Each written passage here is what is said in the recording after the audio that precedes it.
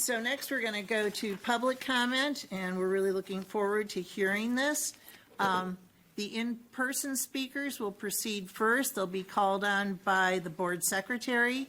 Remote speakers will proceed next. They will be admitted to the meeting by an HCPS staff member when it's their turn to speak. All speakers will receive 3 minutes to speak due to the number of registered speakers. Speakers may be interrupted and given notice when they have 30 seconds left. When speakers have reached their 3-minute mark, their time will expire. So, Mrs. Rella, would you please begin with the in-person registered public speakers? Yes, we have David Bauer, followed by Josie Cosgrove.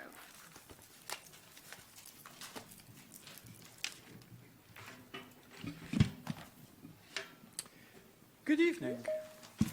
Starting with the topic of the budget.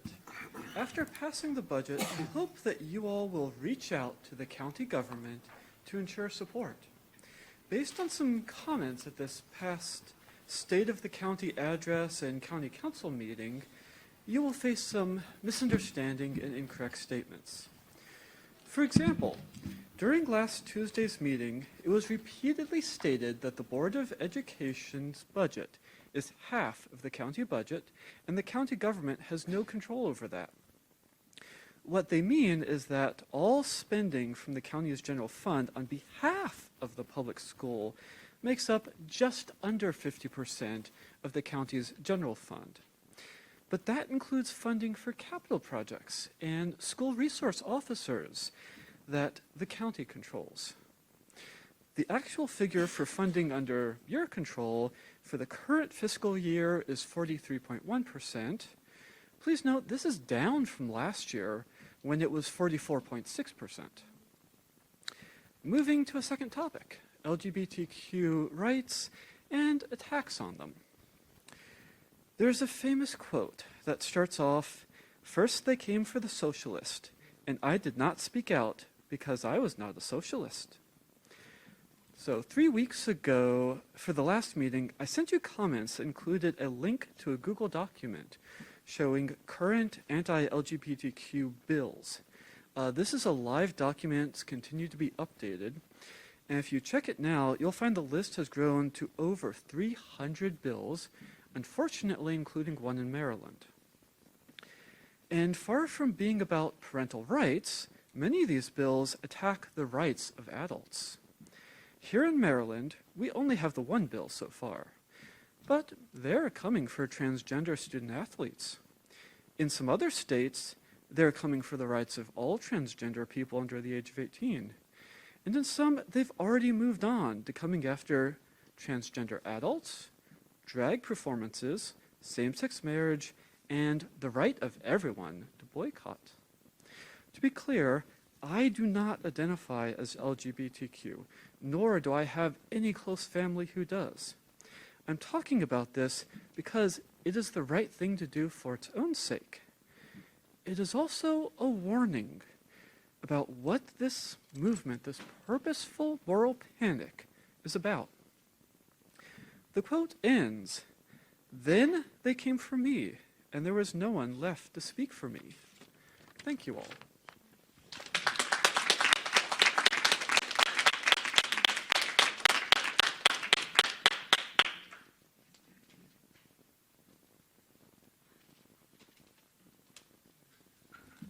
Good evening, Superintendent Bolson and board members. My name is Josie Cosgrove, and I'm a paraeducator in the STRIVE program at William S. James Elementary.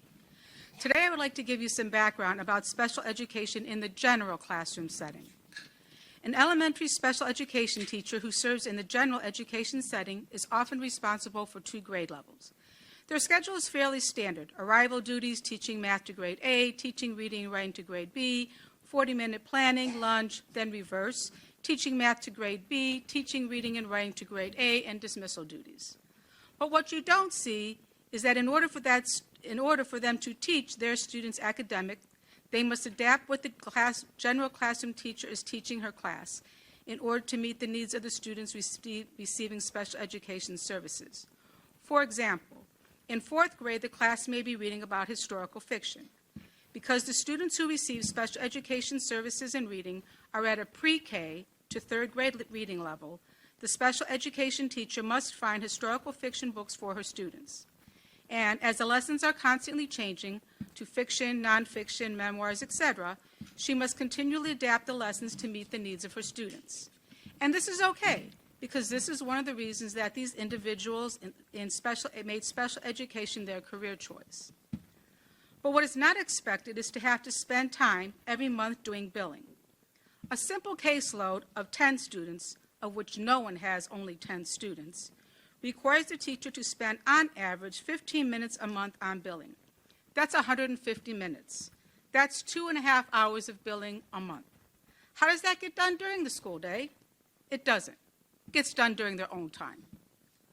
Harford County is the only county in the state that requires their special education teachers to be the case managers. What this means is that when a student starts to receive special education services, they are not only responsible for doing an assessment of the child, but they also may be responsible for requesting screenings, evaluation, etc. from other service providers.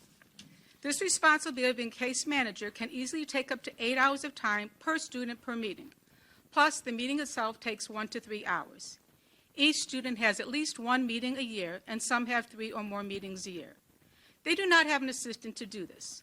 How does this get done during the school day? It doesn't. It gets done during their own personal time. Another example.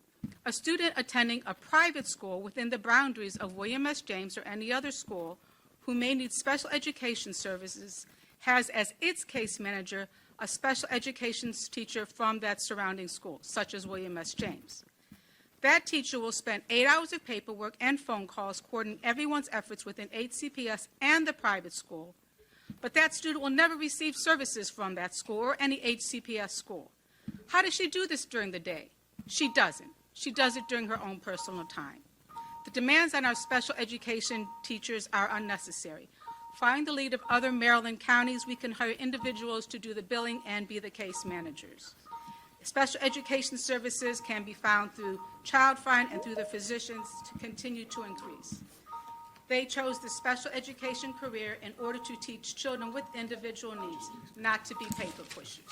Thank you.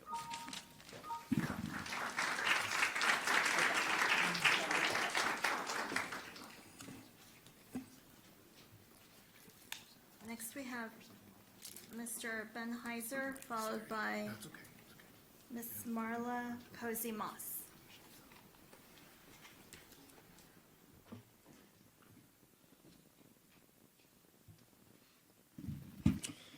Good evening. My name is Benjamin Heiser, and the mere fact that looking at the agenda, and we're voting on so many things that cost so much money, and that we can't have this meeting next week when we have 3 new board members, shows the absolute lack of leadership that this board has. We have 2 currently appointed members of this board who asked to be appointed on the next one, and were turned down by our county executive for this damn reason. There's no reason that the budget and anything else can be voted on next on the following Board of Ed meeting. Bottom line, that's it. We shouldn't be talking about the budget. We shouldn't be talking about anything. We shouldn't be talking about $265,526.16 for the book source publisher's contract. We shouldn't be speaking about that either. This should wait for the new board to be fully implemented.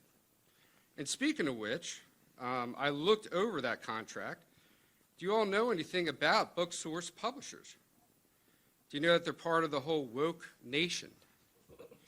Do you know that they actually have a portion of their curriculum that's about transgender from kindergarten through 5? And part of that, part of their contract is really to stack our libraries full of books, whether we know what books go in there and what books don't go in there. They also have a Black Lives Matter whole book collection from kindergarten all the way up through 5.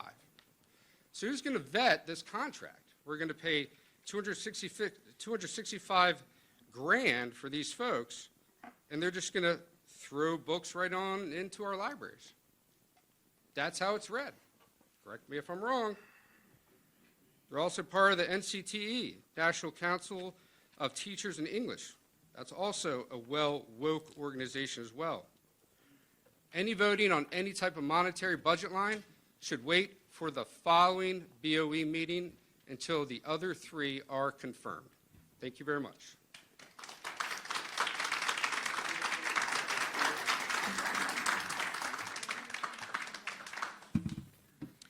Thank you for allowing me to visit with you today. I'm Marla Posey-Moss, the president of the Free State PTA, here representing the National PTA in Maryland. We are the official charter organization representing National PTA. And I'd like to appreciate the president and Dr. Bolson for allowing me to speak along with the board members. And I do want to recognize if any of my PTA members are in here, if you could please raise your hand or stand. Raise your hand, stand. Thank you very much. I want to give acknowledgement to the power of PTA. So I want to talk to you a little bit about the PTA from the state perspective and what distinguishes us from other parent groups. All PTAs are nonprofits and membership-based advocacy associations. As the largest child advocacy association in the state of Maryland, representing over 50,000 members, the Free State PTA values collaboration, commitment, diversity, respect, and accountability. The state PTA works with constituent PTAs on a myriad of professional business expectations, ranging from leadership training, adherence to financial guidelines and governance documents like bylaws, promotion of partnerships within the school community, administration of programs and grant funding that promote family engagement, the arts, health and safety, literacy, and other parent interests that contribute to a positive school climate. And the PTA welcomes all those who believe in the mission and purposes of PTA. A critical component that underlies our work as a PTA family is in diversity, equity, and inclusion.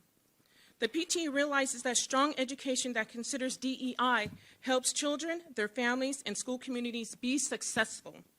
Moreover, a quality education is attained when diverse voices, perspectives, and experiences are infused in acquiring knowledge and learning in the classrooms, executing policies and procedures, and conducting professional development. Additionally, achievement is improved when the implementation of education is tailored with the proper resources to meet the needs of students. That is equity.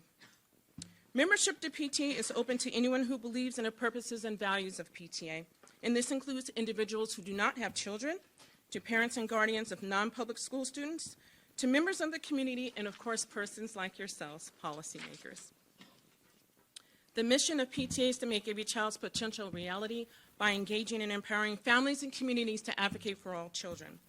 Some of the legislative testimony that we're supporting in Annapolis is HB 185, Non-Public Schools and Child Care Providers, Corporal Punishment, Prohibition.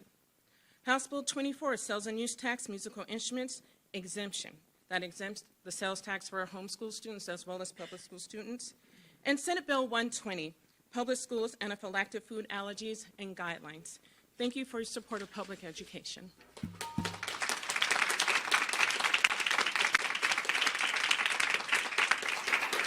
Next, we have Cindy Poper, followed by Linda Stone Flint.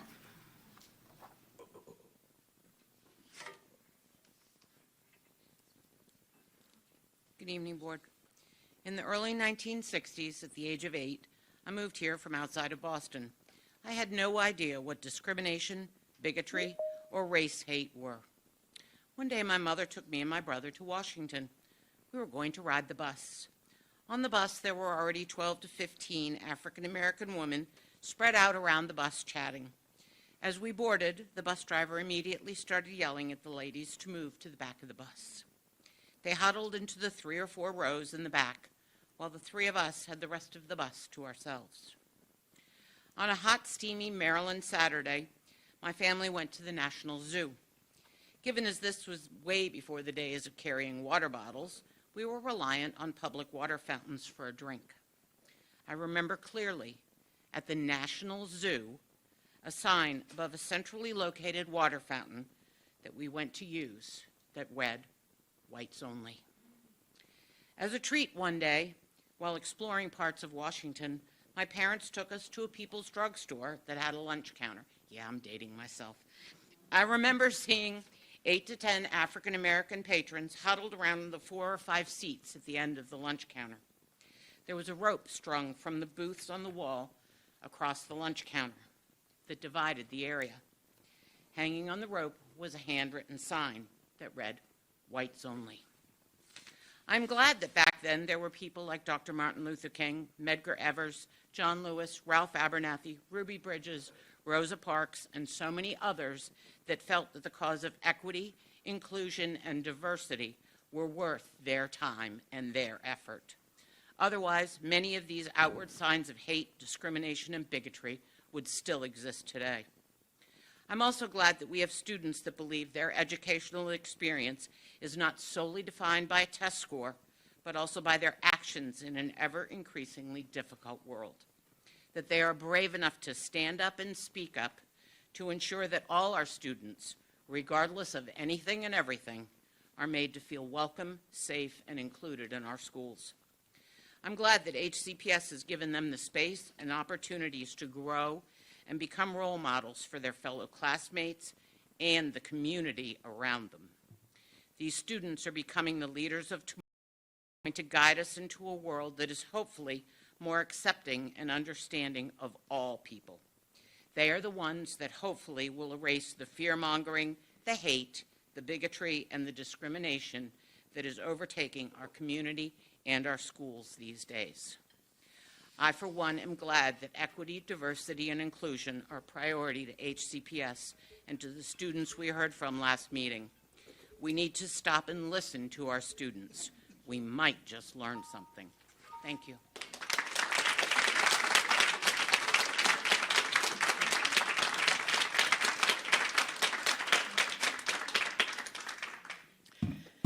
Hi, my name is Linda Stein-Flint, and I'm happy to be here tonight. It's been an interesting few years, and first I want to thank the board members that are leaving. Thank you for your service and your time, and I appreciate those that did respond and reach out and educate me. One of the things that I always tell people when you're submitting a question to the board, you always got to remember, what's the question if you want a response? So I appreciate the feedback. But tonight, there should be no vote tonight be made on the budget, curriculum, or any contract, as there are 3 new people that are being appointed that will start next week.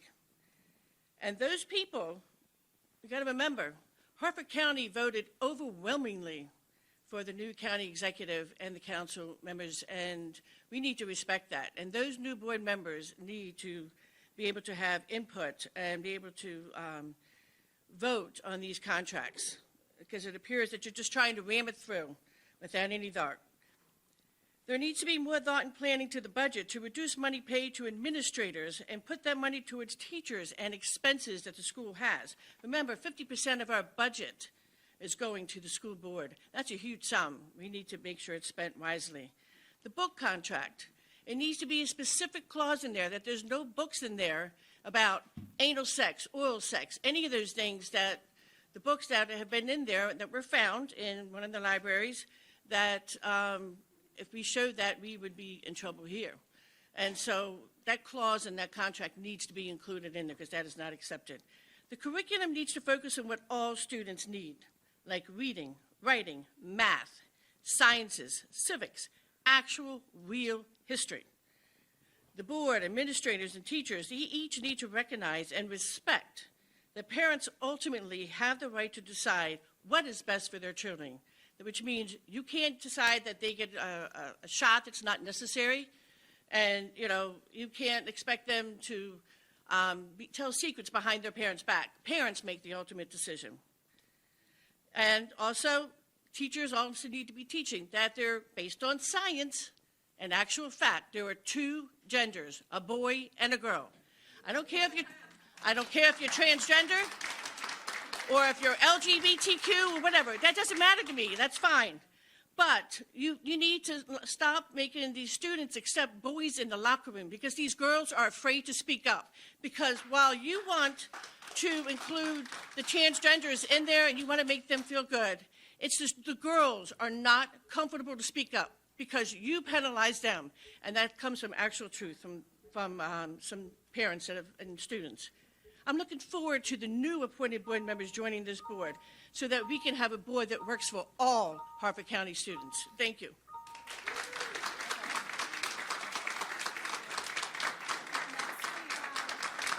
Stella Peters, followed by Susie Scott.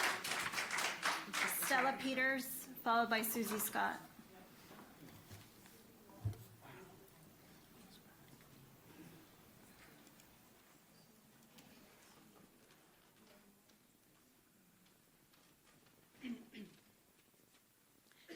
Good evening. First, I want to start by thanking Ms. Alvarez and Ms. Hahn for hosting the first ever Board of Education town hall meetings in our communities.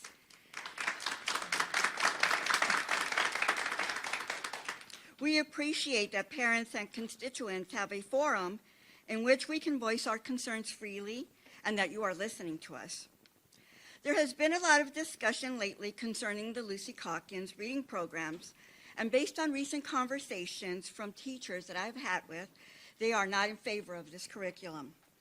Calkins, a professor of education at Columbia University, has created one of the nation's most widely used reading instruction programs. And according to the Student Achievement Partners, SAP, this program is deeply flawed.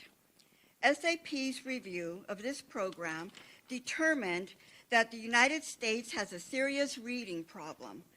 Recent test scores showed more than one-third of the nation's fourth graders can't read at a basic level, and I guess I can't either.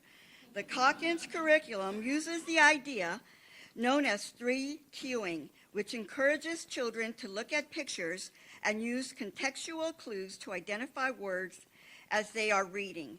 Scientific research shows that skilled readers do not use cues to read words, and that instructing children to use these cues teaches them the habits of struggling readers.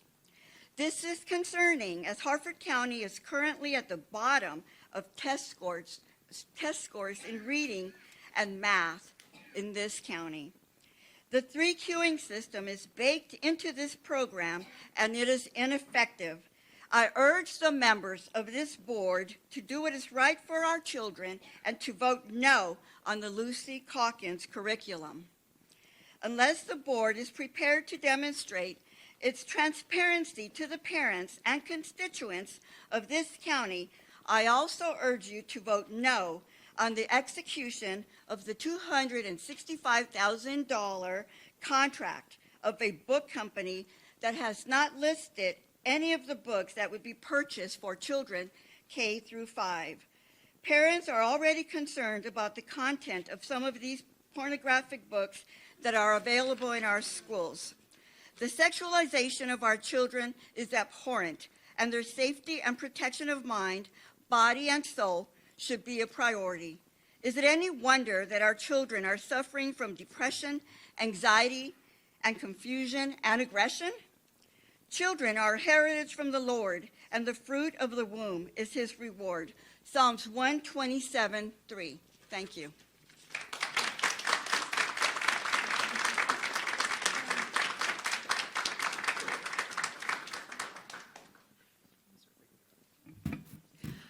I'm requesting 5 minutes tonight because I have a bunch of concerns about the consent agenda. Can I get 5 minutes? Due to the number of speakers, she stated 3 minutes. Well, my first concern is with the decision on the purchase of copyrighted materials from Heinemann Publishing in excess of $100,000.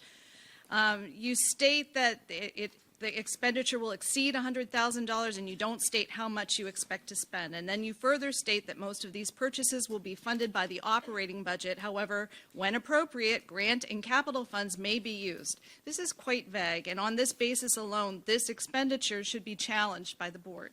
For those who may not be aware, Heinemann Publishing is the publisher of the Lucy Calkins units of study reading curriculum used by HCPS. Our children aren't reading it proficiently. The MCAP scores show it, and this is an abject failure of the superintendent and this board and the administrators of HCPS. Moving on, since I don't have 5 minutes, we're focused now on the blueprint for Maryland's future, which will require us to focus on social emotional learning, diversity, equity, and inclusion, and not academic achievement. So there's little hope for our public school system to crawl out of this academic morass. Which leads me to another concern on the agenda items, capturing kids' hearts professional development. Again, the amount requested is not stated, it just says over $100,000. And this professional development in social emotional learning is not a good use of money. Finally, I'd like to talk about about the books, that the $265,000 in the books. We get the comments about these are very relatable characters and they're, diverse and equity and inclusion in these stories. But what parents might deem to be an appropriate book for a school library, especially during Black History Month, was denied by HCPS. They denied this book by a sitting senator of the United States. This would have been a great inclusion in our libraries during Black History Month, but instead I got a letter that said that this story does not meet the criteria for 2 favorable reviews from industry-recognized review sources. Therefore, it doesn't meet the criteria for inclusion in the HCPS library collection. Yet, the Heartstopper series does meet the criteria. This book includes the F word and promotion of underage drinking. So you tell me how that is appropriate and how a book by a sitting U.S. senator is not appropriate. I just don't understand.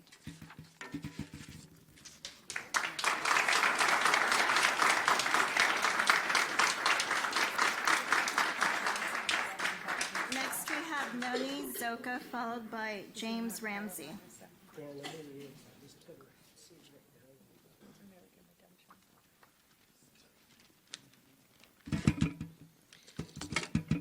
My name is Noni Chaika. I'm a former reading specialist, Title I director, and a former school board member. I am appalled that my tax dollars are being spent on inappropriate and what I think are pornographic books that are being put in our children's hands. But this administration refuses to put the book, America, A Redemption Story, written by Tim Scott, a Black senator from South Carolina. This book is about choosing hope and creating unity. I thought this administration and board was all for diversity, equity, and inclusion. But I guess that only applies if the author is liberal and woke. I wonder, have any of you read this book? It's an uplifting story about a Black man from a poor Southern family who became a congressman and a sitting senator. I wonder if it was denied because it has no sexual elements in it. I encourage every American to read this book. I laughed and I cried reading it. It's a story about how wonderful our country is, even with all our faults. No one or no country is perfect, but America is the best country on this planet. I read Heartstoppers, and let's talk about A Teen's Guide to Sex, Relationships, and Being Human, which is available in our middle school libraries. Some may call me a prude, but I am embarrassed to read out loud to you what is in these books. They describe the sexual act in explicit detail. Is this appropriate for middle school kids? I think not. I'm sure there are books like these that haven't been discovered yet, and who is making the decision to purchase such junk? Tonight you are voting on book purchases. Have any of you reviewed or read some of these that are on that order? I suggest you do. And following the Lucy Calkins, as a reading specialist and a Title I director, in my experience in education in over 100 years, the best reading programs that I had success with in working with struggling readers were a phonics-based curriculum. Thank you.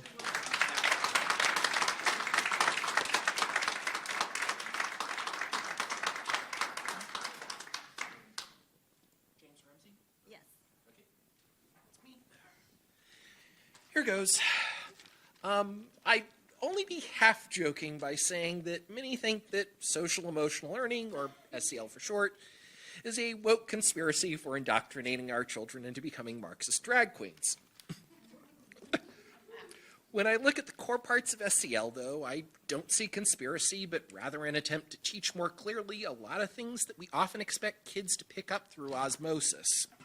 Having kids learn to be self-aware and to not only manage their impulses, but to motivate themselves, seems basic to me. Teaching them to navigate social interactions and relationships sounds kind of fluffy at first until you realize just how much our world revolves around those things.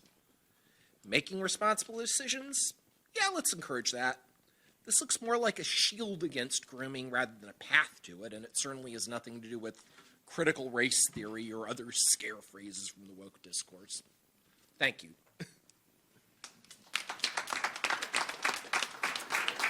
Next, we have Brenda Pedrick, followed by Aravinda Pelamari.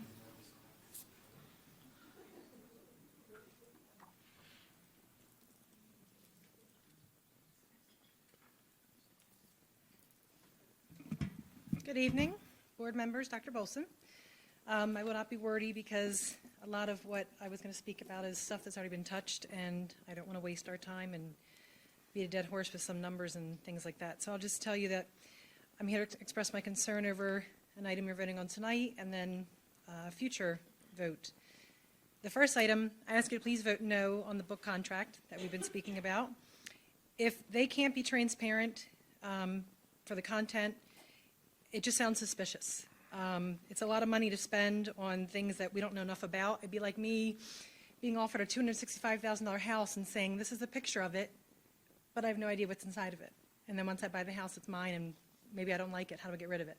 So I believe there needs to be transparency before you guys vote on something you know nothing about.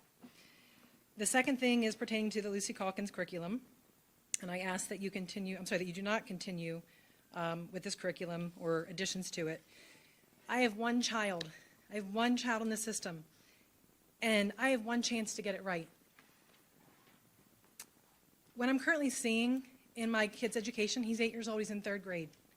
I've talked to some of you about it already. I've talked to friends of mine that are in education, and you can blame it on so many things. It could be the curriculum, it could be the pandemic, but what I see is not right.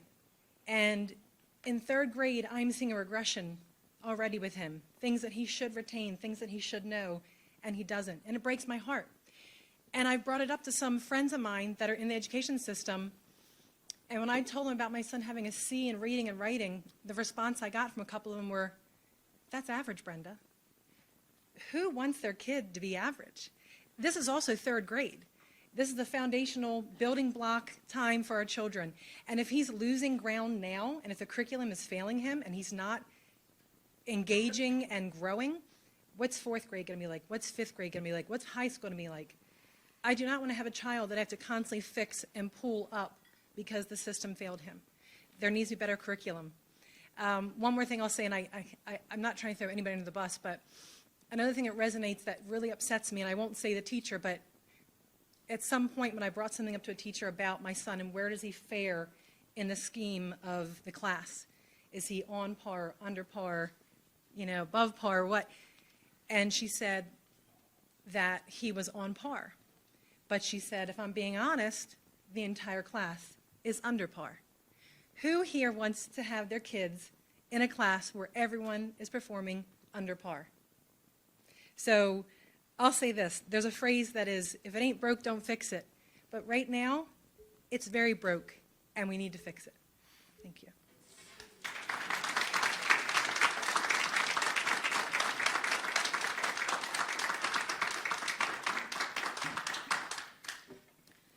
Good evening. Good evening, everyone.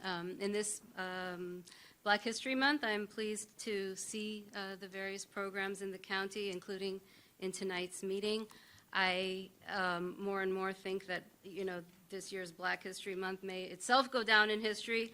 I don't know if it'll be for the banning of books or for the people standing up to protect the freedom to read, to study the past, even when there are moments of discomfort, who are not afraid to understand topics like intersectionality and other things which are unfortunately being, banned in Florida. And just for quick reference, since some people want to know the authors being banned in states like Florida, I have a few here. Bell Hooks, Robin D.G. Kelly, Kimberly Crenshaw, Angela Davis, Ta-Nehisi Coates, Binyavanga Wanaina, Henry Louis Gates, Roderick Ferguson. We want our children to be able to read these books. We don't want to be the ones who are banning books and policing bathrooms. I can't believe I have to say this. I actually think there are a lot of concerns on which we may have common ground, concerning the quality of education or the age appropriateness of certain types of reading material, but all too often it seems to me that the people speaking vocally about, banning books concerning topics of civil rights or LGBTQ individuals may actually prefer to think that if we ban all reference to them, then the people themselves may not exist. And I think, the cat was let out of the bag earlier with the comment of, only binary gender. It's simply not the case. And I think, I think as we as a community and a school system, we have to ask ourselves, are we going to allow our children the freedom to be themselves, question assumptions? I also grew up with the assumption of a binary gender. As I learn more, I know better, and I can be more empathetic to people with different experiences. Are we going to, learn to deal with the difficult lessons of history, or are we going to be afraid? We know banning books only gives them greater publicity. It's not about the books. It's about fueling culture wars for political gain, and we need to ask ourselves who is behind this and why. We need to see through the misleading claim that is about protecting kids. It is not. It is a disservice to prevent kids from reading about topics just because they raise questions on race, gender, history, or other big topics. We should accept that kids have these questions, whether they share them with us or not. And if we want to be there for them, we should listen and not restrict access to ideas that might make us uncomfortable. Thank you.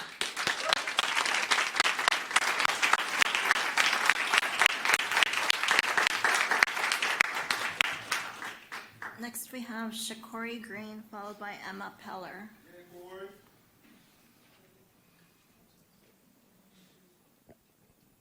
She's going to pass because she's part of the presentation this evening. Okay.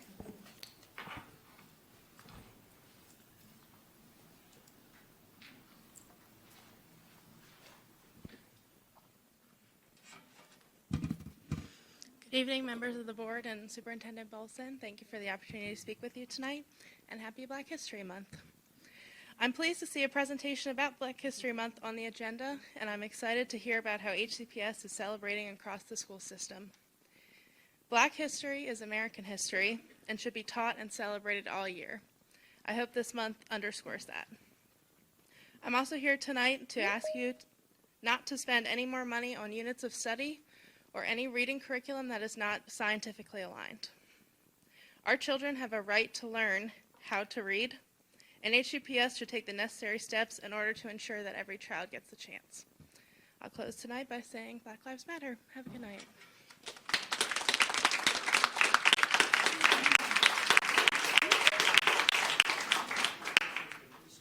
Next, we have Delane Lewis, followed by Renee DeBias.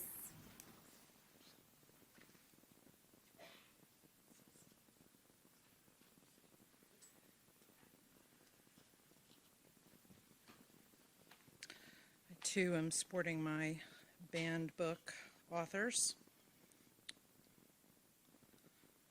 Thank you, everyone. I'm here tonight to urge the approval of the SEL curriculum and appreciate the fact that teachers are given the tools to help children learn appropriate social skills, to navigate school and life, to learn compassion, and how to control and manage emotions and to resolve conflicts. That is the goal of that curriculum. I urge the Board of Education to support a school environment that acknowledges the individual child and supports them. This means those that learn differently, members of the LGBTQIA+ community, our children of color, those that are struggling with emotional issues, etc.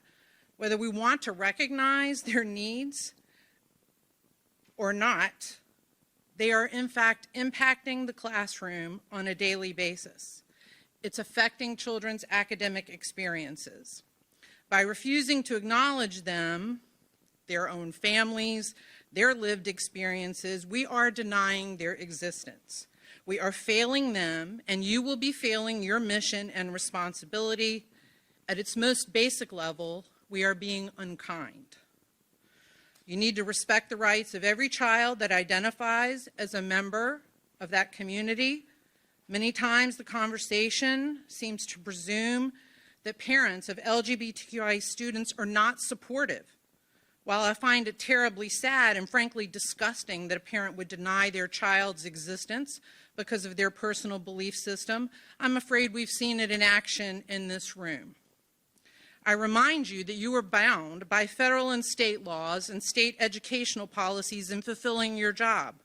And while you should be responsive to your constituents, your actual duty is to the students and employees of Harford County Public Schools.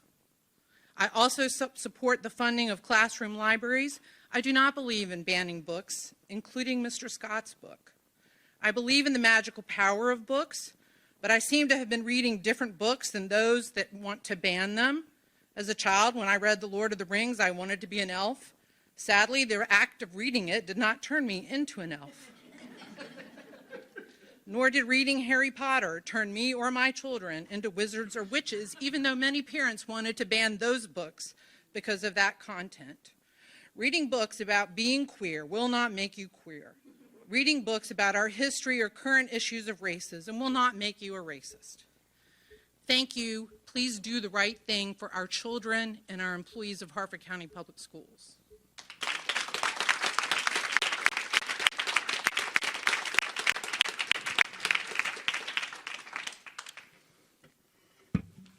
Good evening, Board. My name is Renee DiBiase. Together with my husband, Brian, and our 4 children, we have been an HCPS family for the past 12 years. I wanted to take a few minutes to share the things about the school system for which we are grateful. HCPS has given our kids opportunity. My 2 older children each attend a magnet school. In choosing to go to Edgewood High School and Havre de Grace High School, respectively, they have been given an opportunity to explore concentrated areas of study in which they hold an interest. This does not come without dedication on their part, as their commute begins at 5:45 a.m. as we make our way to the depot stop, and their one-way 45 to 60-minute trek to the school. My 3rd child, currently in middle school, was able to benefit from the Infants and Toddlers program and was on an IEP through 2nd grade. In school, he has taken an interest in Spanish and is trying to teach himself Japanese. This is not insignificant, as his IEP was for speech apraxia. He is also hoping to take geometry over the summer. My youngest is also in middle school and recounts her fond memories of Forest Lakes as I had been taking her with me to volunteer. As my son was going to his speech lessons, she was 2.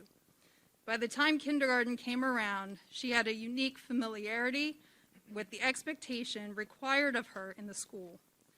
In preparation for today, I asked each of them what they like about HCPS.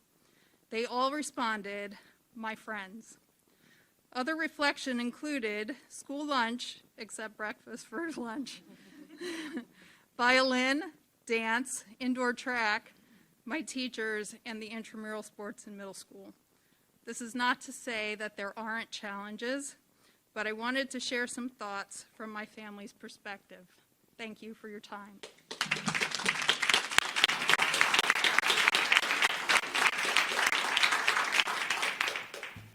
Next, we have Jessica Fendrick, followed by Cheryl Adams.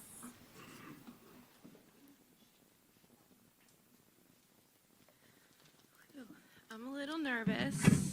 It's my first time speaking in front of you guys, but one of my main things to say is thank you. I've been in Harford County all my life. My parents both went to Bel Air High School, all through Bel Air schools. I went through the Fallston school system myself.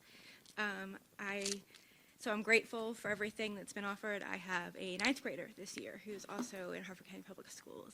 We've been blessed with a wonderful experience. We know that's not the case for everybody in the county. So on that note, I also wanted to make sure that you knew I was very grateful for your support and your focus on diversity, equity, and inclusion in our county. And I hope no matter who's sitting in these chairs in the next few weeks, that stays a priority. That sort of thing takes generations. My dad always told us that it's generational change that changes us. You know, we need to keep moving forward and not going back to the way things used to be. So I would like to encourage anybody who's sitting on the board to keep that in mind, to not pull us back, and to keep moving forward and encouraging our students. And on that note also, I attended the town hall this past weekend and was really encouraged by the number of people in the room, and both the board members and county council folks in the room that were supportive of mental health care for our students, and made assurances to the folks in the room that they were going to continue to support those efforts. And they even seemed excited about the idea of possible grant money or other funding being an option. So I encourage you to follow through on those and to make sure that stays a priority for everybody. Hold on one second, I lost my screen. Okay, yeah, and just one more thing, because it seems to be coming up, it's come up at a few more meetings. I also think that it's really entirely within the scope of our teachers' capabilities to teach academics and the things that are tested, and also the social aspect of what our students need right now. It's not one or the other. Those things can be done together and in unison to make sure that our kids come out as well-rounded, wholesome, kind, and whether or not they're A, B, C students, they're good people who are ready to go make a good difference in the world. So, okay, that's all. Thank you guys very much.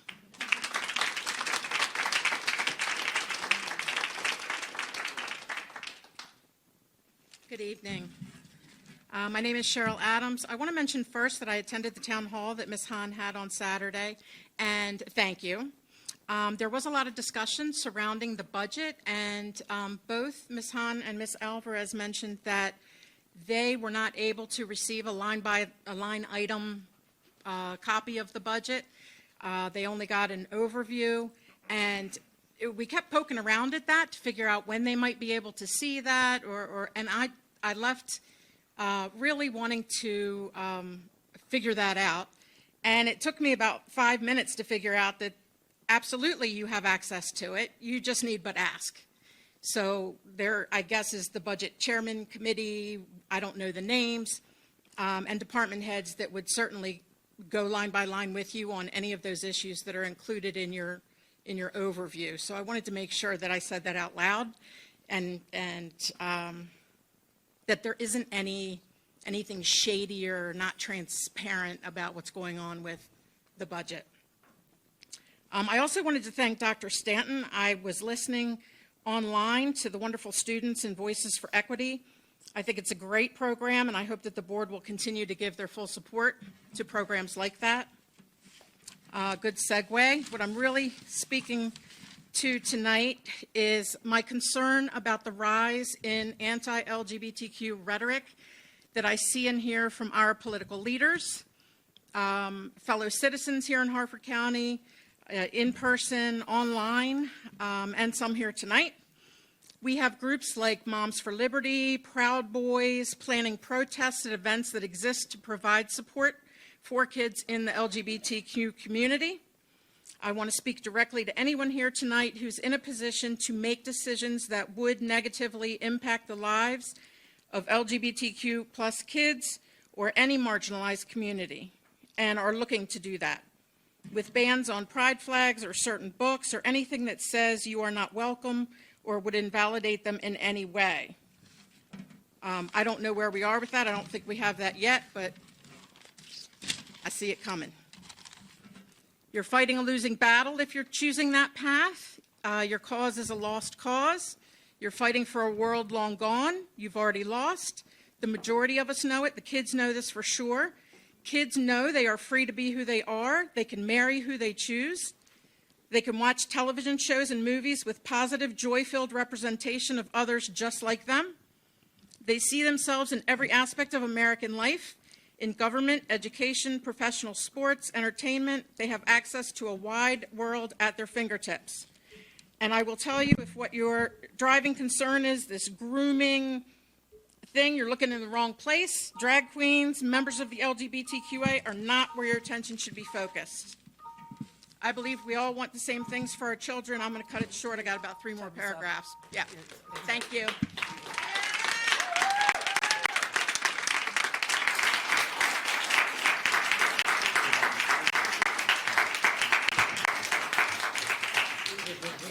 Next, we have Janine Canito, followed by Tanya Tayo.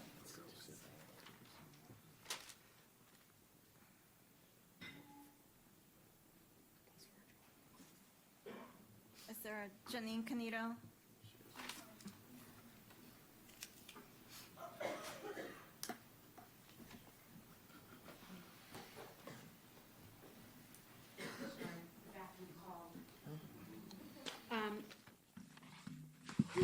I feel like I'm having a hot flash.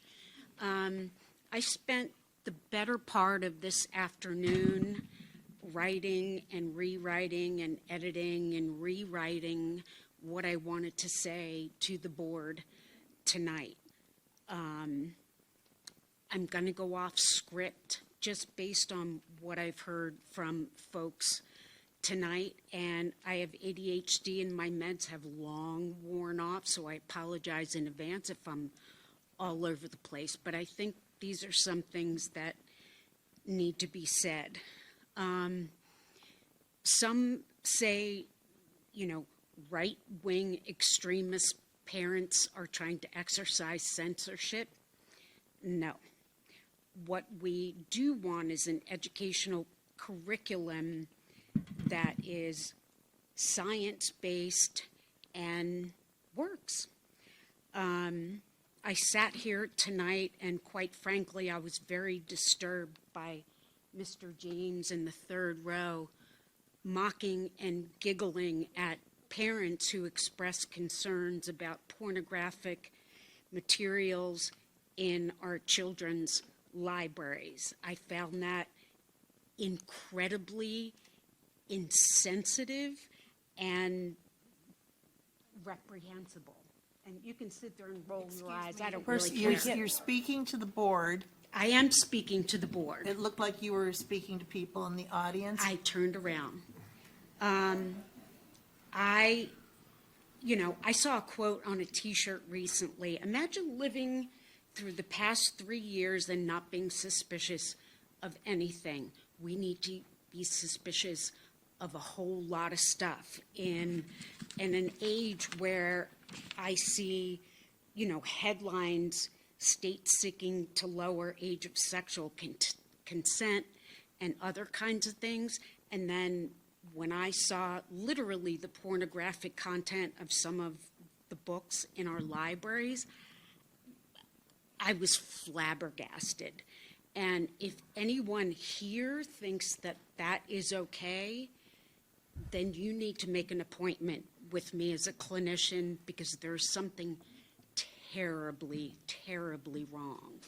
And I encourage the board to vote against the purchasing of books in the absence of transparency and knowing what the contents, titles, or anything else is.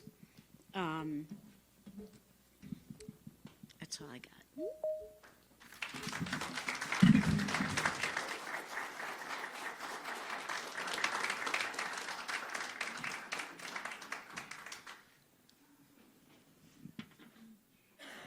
Hi, I'm Tanya Tayo. I am here to encourage all of you to vote no to purchasing the Lucy Calkins curriculum. This matter should be tabled. I am hearing that the board members have not seen the line-by-line budget. If they are not able to see it, it would be unethical to vote for it. This curriculum has not been effective. This curriculum is frustrating for children learning how to read. The kids have missed so much time anyway because of COVID. Let's use something more effective to get our children back where they need to be. I had emailed about this matter last night, and I received a blanket response from Mr. Bolson. I hope that I hear from every one of you about this. The other subject that I emailed about was the fact that Harford Technical High School, class of 22 and 23, have and will not receive certificates for the trade computer-aided machining. The reason that there is that there's not a real teacher to teach this trade, and it's been like that for the last few years. I am asking for the whole Board of Education to look into this. This is very discouraging. These kids applied and were selected to Harford Technical High School. My son is a part of this year's graduating class. What are you all going to do about it? These kids chose to graduate with a certificate so that they would get a certificate. I also wanted to thank Diane Alvarez and Melissa Hahn for hosting their town halls. They are stepping up and being transparent. I encourage the rest of you to do the same. The Board of Education should be working for children, parents, teachers, and citizens of Harford County. So do it, act like it. Thank you.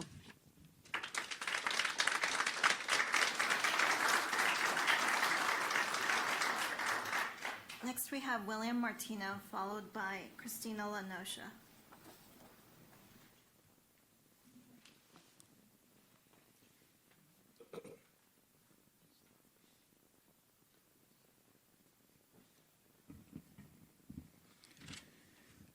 Good evening.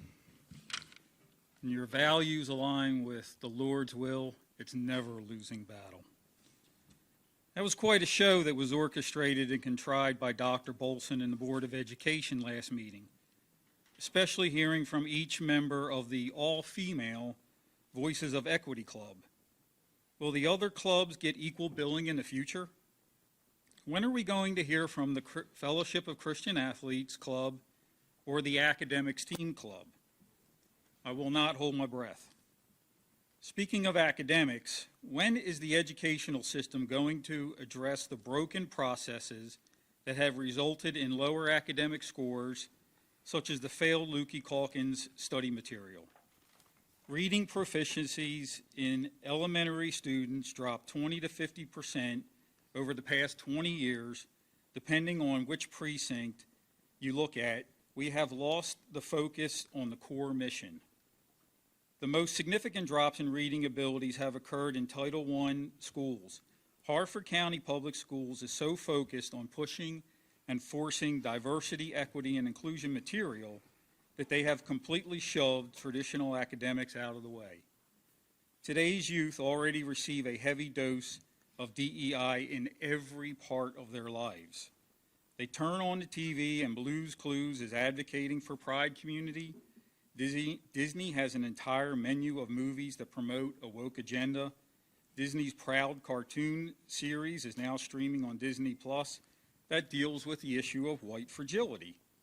Even Maryland Public Television is getting in the act with the long-running series Arthur. Gen Z social media platforms such as TikTok, Instagram, Snapchat, and YouTube are loaded with DEI and LGBT promotional material. The mainstream media, corporations such as Target, art shows, and museums also get into the act. The students of Harford County receive DEI, LGBT, and woke concept in every aspect of their lives. So this board thinks they need more of it when they show up for class each morning in the educational system. When do we start teaching academics? Maybe they receive a little math from watching Sesame Street. The world outside the four walls of the classroom has the activist ideas fully covered.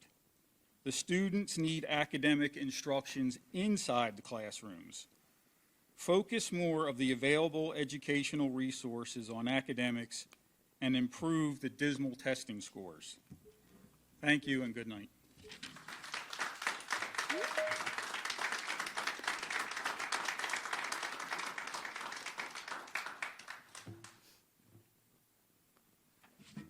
Yes, we do need God back in our schools and our school books. Psalm 73, 26 to 28. My health may fail and my spirit may grow weak, but God remains the strength of my heart. He is mine forever. Those who desert him will perish, for you destroy those who abandon you. But as for me, how good it is to be near God. I have made the sovereign Lord my shelter, and I will tell everyone about the wonderful things you do. As we say in our Pledge of Allegiance, we are one nation under God. Regarding banning books, we're not trying to ban books. The books we're talking about are readily available in any public library, bookstore, or Amazon. The Bible, for example, is not taught even in literature class anymore, though it is at the very least great literature. It's not readily available to students, yet it's not considered banned. We as parents only want to have the choice to maintain our children's innocence for as long as possible. These are our children. It is incorrect to say we give over our power as parents to the school just because we send them to public school. Regarding the school books, you, the school board members, are allowing sexually explicit material to be made available to the children through our school libraries and classrooms. You, the board members, are allowing pornography and graphic art form to be available to our children in our school libraries and classrooms. You, the school board members, are allowing personal surveys to be given out to our children, and the surveys ask questions regarding sexual identity preference, as well as other inappropriate topics for school. The parents are not being given copies of these surveys ahead of time, nor are the parents given explicit permission for these questions to be asked of the children. In addition, the answers to these surveys are not being given to the parents. Personal questions to a child should be left to be asked by the parents. These are parent-child discussions and have no place in schools where we expect them to be taught reading, writing, and math, all three of which show very low proficiency scores for our county despite being higher than the other counties. The books such as Lawn Boy and the Absolutely True Diary of a Part-Time Indian with sexually explicit scenes and themes and the ones with pornographies, as I said before, should not be in our schools. Most parents want to protect their children's innocence as long as possible and not expose them to sex and porn as soon as they go to school. Even movie theaters have ratings so parents can decide what's appropriate for their child. In Harford County Public School, children's parents do not have the option to choose what's appropriate for their child. The board believes they have the right to make decisions overriding the parents' wishes. These children are the parents' children, not the board's children. The board has been elected by us, the parents, and that means we do expect that you will be listening to us and taking what we say seriously. May God bless you all with wisdom and courage.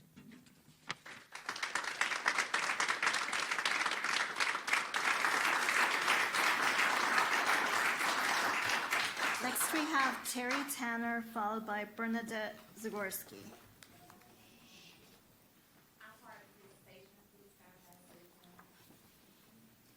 How about Bernadette Zagorski?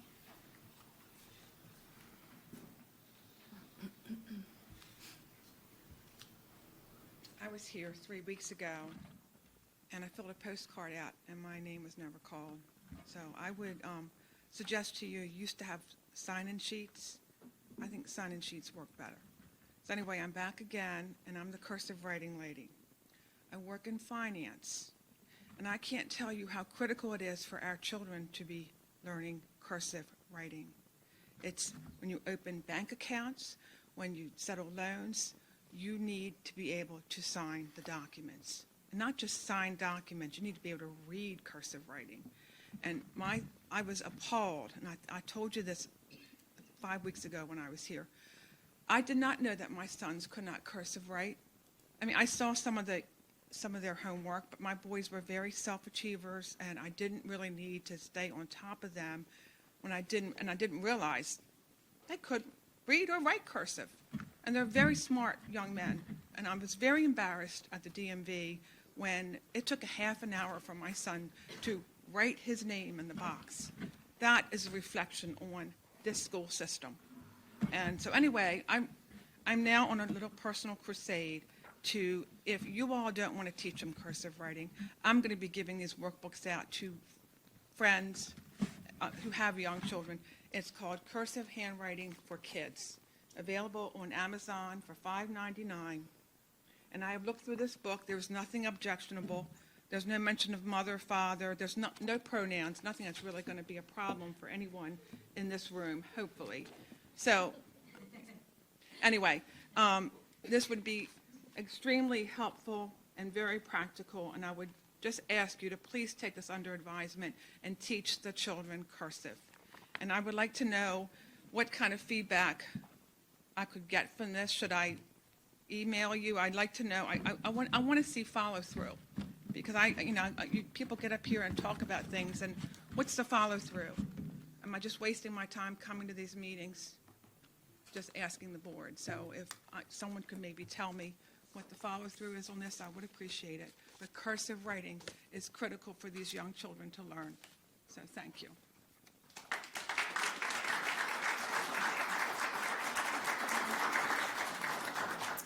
Next, we have Nadia McDonald, followed by Cassandra Beverly.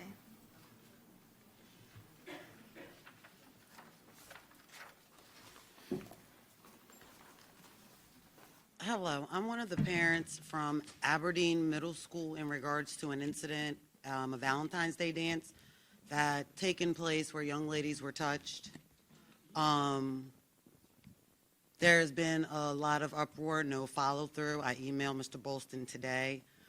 No returned email, no anything. I sat and talked to Mary Jo, which I absolutely love her.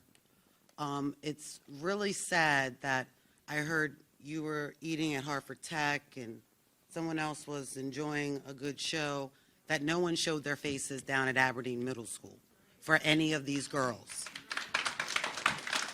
It's great to enjoy a meal and enjoy a show, but what if they were one of your kids? You'd want something absolutely done. And I know Aberdeen Middle and Aberdeen High doesn't sit in the nice grade areas, but you could come down there every once in a while.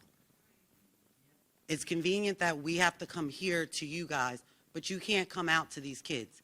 That school is broken. Those kids have lost trust. It doesn't make any sense. I'm obviously boring Mr. Bolston. But it doesn't make any sense whatsoever that these kids and these young ladies have to go through this. And no one has reached out or said anything. You know, they've had their siblings protesting. One girl had her arm trampled over. The kids were brought outside. Girls were crying. There was not one adult out there that was consoling any of these kids. And again, what if it was one of your kids, your granddaughters, anything? You'd want something done.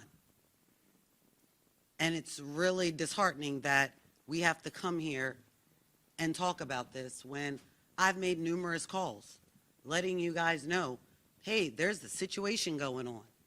And no one came down. I called today to speak to the superintendent. He was at a meeting. It took precedence over kids in Aberdeen Middle School being upset. My son, there were numerous kids suspended, you know, and they had to endure watching this. So why should they be punished? You know, it just doesn't make any sense. And the call didn't come till late after the fact. Now, every day, everyone's covering their tracks.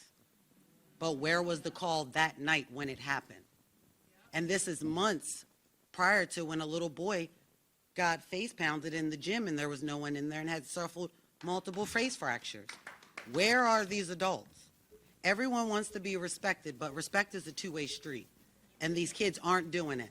And you guys aren't going to get it unless you get from behind your desk and get out in these schools and not enjoy a good meal.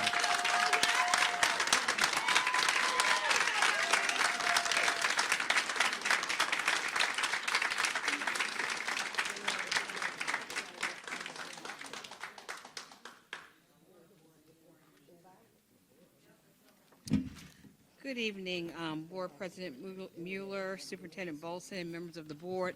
I want to thank you all very much. I want to thank you for your service as a former member of the board. I know what you are experiencing, and I hope that you learned, as I did, how very hard the teachers and other personnel in the school system, how very hard they work to do a good job on behalf of the students. In recognition of Black History Month, I want to share the story of Janice Moorhead Grant, a longtime Harford County educator who helped to desegregate the county school system. She has been named a Harford Living Treasure. Most recently, I had the pleasure of seeing her receive the first Harford County Civil Rights Project Civil Rights Leadership Award. She fought to have the school's curriculum more accurately reflect the history of this nation. She marched, she spoke out, organized, and instituted lawsuits against the Harford County Public Schools to obtain equal opportunity for herself and other black teachers. As one of the beneficiaries of the battles she fought, I am compelled, indeed obligated, to continue the fight against the efforts to block further progress to have a truly inclusive curriculum, an honest, factual curriculum, and to have more black teachers and administrators.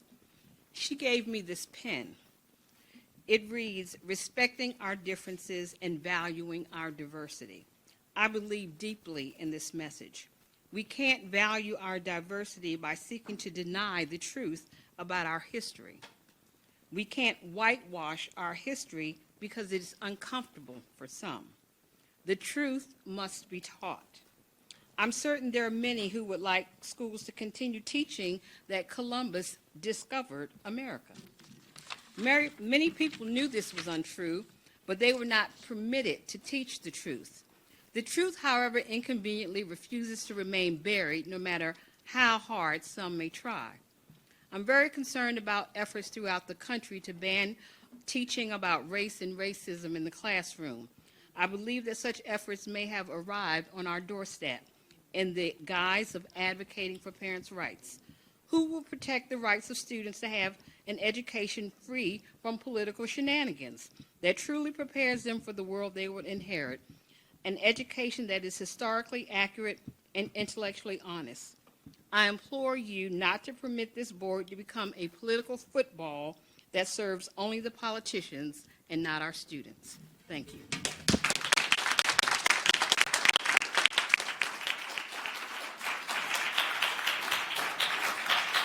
That's all the in-person speakers. Thank you. Mrs. Jillian Lader, Manager of Communications, would you please begin the virtual public speakers? Yes, thank you, President Mueller.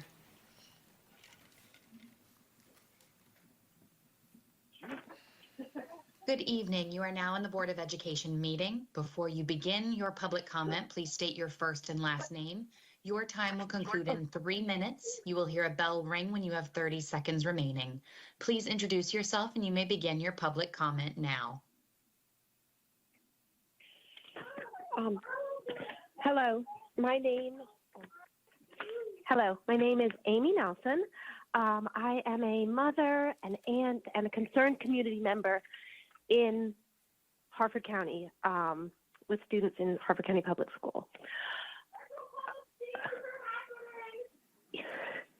I'm calling because all our students deserve to be safe in our public schools. Today, I'm especially concerned for our middle school girls. Recently, multiple young girls were sexually assaulted at an HCPS event. The fact that this happened, that students were not properly supervised, that these girls were subject to an unsafe environment, and that they were hurt at a school event is bad. It's bad enough. But to make matters worse, the way I understand this is being addressed has further confounded the ordeal for these innocent girls. The school system has publicly stated that the student who assaulted them is being appropriately disciplined. However, my understanding is that the appropriate discipline had him right back in the same classroom with some of the girls he victimized the day after he assaulted them. We have girls who are justifiably afraid to return to school, who are having their rights to an education jeopardized. Additionally, these girls were told by the school, by someone with some level of authority, I don't know what level, that the attacks were their own fault because of the dresses they were wearing. Inappropriate, provocative, asking for it. The fact that someone at the school with any level of perceived authority would victim blame and shame impressionable 11 and 14-year-old girls in this way leaves me almost speechless. Our girls, all our kids deserve safety and an education. Our kids should not fear being subjected to sexual assault or rape when they walk into school. I've heard people in public meetings talk about how traumatic certain things have been over the past couple of years, have been for our students. Well, having someone grab your breasts, your butt, your vulva without your consent, and then being told by a respected adult that it's your own fault, and then having to sit in the same room with the person who attacks you the following day for 6+ hours just trying to focus on your schoolwork, that's traumatic. I'm not an expert. I'm not a teacher or a child psychologist.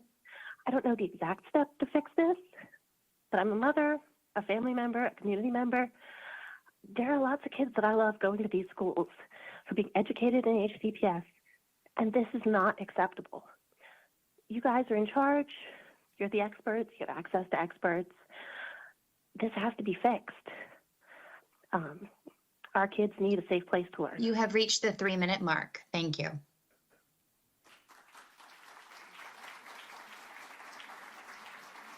Good evening. You are now in the Board of Education meeting. Before you begin your public comment, please state your first and last name. Your time will conclude in 3 minutes. You will hear a bell ring when you have 30 seconds remaining. Please introduce yourself and you may begin your public comment now. Good evening. I am Crystal Dawn Parks. I spoke previously about the ethical and legal mandates of an elected board member. This concept seems beyond comprehension for some. I was shocked to witness a board member publicly endorse and call for the approval of the 3 BOE appointees at a recent council meeting. Further, at the recent Board of Ed town halls, disclaimers were again utilized. A Board of Ed event publicized at these meetings and on internet platforms is a Board of Ed event, period. In addition, the town hall in Jarrettsville was structured as a panel of speakers, including two elected Board of Ed members. Seating a Board of Ed appointee, Ms. Strauss, on the panel prior to confirmation by the council was highly inappropriate. Let's turn to Black History Month. I noted several social media posts reflecting the historical views that some of our board members have. A few were deeply disturbing. From 2015, a post regarding new public policies in the Baltimore region to curb racial segregation. It was noted that people of color were relocating to the suburbs, including Harford. The board member commented, "Good thing I'm not moving to that area," laugh out loud. In 2016, the same board member posted, "It's great if you want to be integrated. We ended segregation many years ago. Either adjust to the American culture or go back where you came from." In 2017, a post featuring our first Black president, Obama, discussing the terrible toll that racism, discrimination, and hate has on communities. Our board member commented, "What a piece of feces." He, our president, has no concern at all. Cannot wait for him, our president, to disappear. In 2021, 3 posts featuring award-winning musical performers, notably women of color winning Song of the Year. The board member comments, "Disgusting, absolutely disgusting and disgraceful, disgusting and perverted. Society is so far away from God. Only God can fix this mess." What message are you sending to our community, our children of color, with these public posts on a Board of Ed member page? I guarantee the courts will find them highly problematic. Harford stands against hate. Black Lives Matter. Black history is here every single day. Good night. President Mueller, those are all the individuals we have waiting in the lobby at this time. Excuse me? That's it? Okay, sorry. I couldn't hear.